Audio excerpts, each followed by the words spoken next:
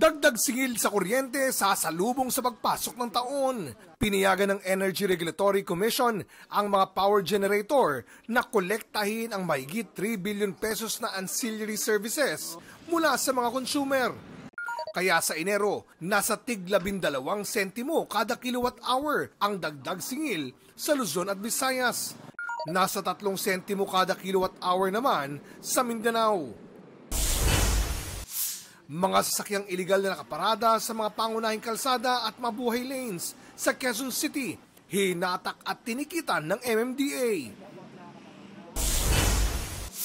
Provincial buses, pansamantalang papayagan ng MMDA na dumaan sa regular lanes ng EDSA ngayong Disyembre. Pwede silang mag-EDSA mula 10 p.m. hanggang 5 a.m. mula December 20 hanggang December 25. 24 oras naman silang papayagan sa EDSA sa December 26 hanggang January 2. Oscar Oida, nagbabalita para sa GMA Integrated News.